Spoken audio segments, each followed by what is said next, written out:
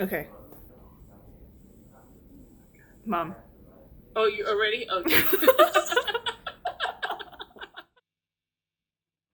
So grandma was born on August 15th, 1945. She literally was born within like 2 hours of the president of Korea announcing their freedom from Japanese rule. Your great grandfather was a little bit of a player, and he gambled a lot, and he was a womanizer.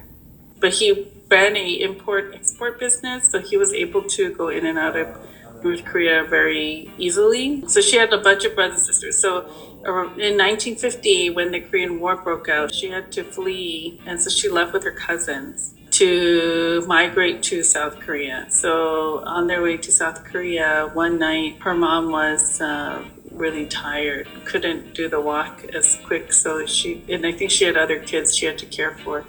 So she told grandma that morning they woke up, she said, hold on to your cousin's hand. Don't let go. Whatever you do, don't look back. Just keep going. Just keep going. And I will meet you later. Grandma ended up leaving North Korea, and all her brothers, sisters, and her mom got stuck there. They couldn't cross the border. And grandpa wasn't with them. He was fleeing to South Korea using his import-export business.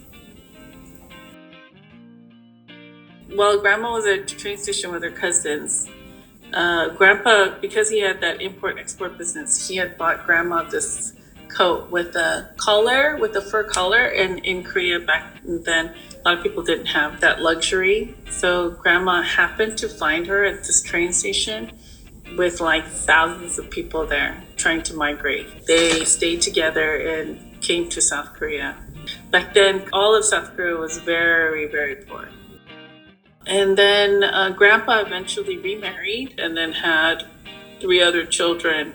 So that grandma, my step grandma, only liked her kids. She didn't like mom, so she'd treat mom like a slave, make her babysit. And every time something happened to the other kids, grandma would get in trouble. Grandma told me this one time they were on a bus and she was supposed to take care of her half-sister, and her half-sister bumped her head and started bleeding. So grandma was all like nervous because she knew that she was going to get in trouble from her stepmom. Grandma wanted to marry grandpa, met grandpa. So I told you, right, I asked grandma, how'd you meet dad? She lied to me again. First time she said, oh, dad used to be my teacher. I was like, you married your teacher? So gross. And later she said, oh, I met him at the street corner. I was just a random street corner? That's weird. And then another time she said, what did she say? Oh, and then she said that they met through friends. I was like, oh, how boring. So anyway, she likes to exaggerate. Your grandfather, my dad, was actually served in the military. He went to Vietnam and they got married. And then grandma had my older sister, and then she had me. And then I guess they decided they wanted to come to the United States to raise a family because it was so poor in Korea. So back then, if you were married to a United States citizen, you'd automatically become a citizen. So they found people in the United States who would take money and they could pretend to be married, and then they could come to the States. To this day, I don't know if they ever remarried. I remember as a child, they fought a lot because of money. Money was always a strain. Then we ended up moving to LA, Los Angeles. We're what you call latchkey kids. We used to carry a key around our neck. And so we were home all day while our parents worked all day.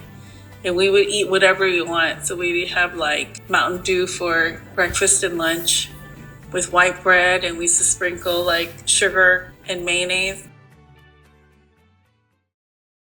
So she had been trying to go back to North Korea for a long time to see her mom.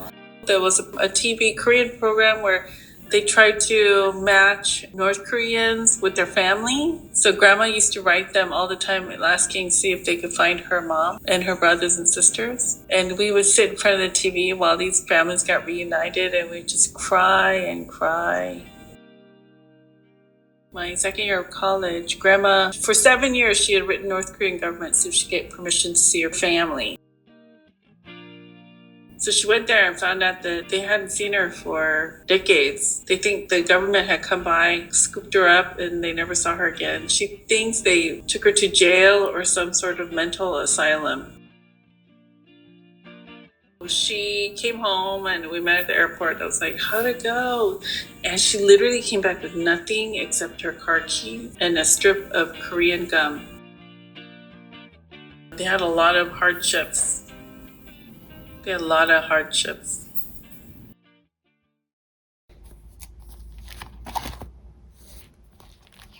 Look, there she is. These are the only pictures she has of her as a young child. That's it.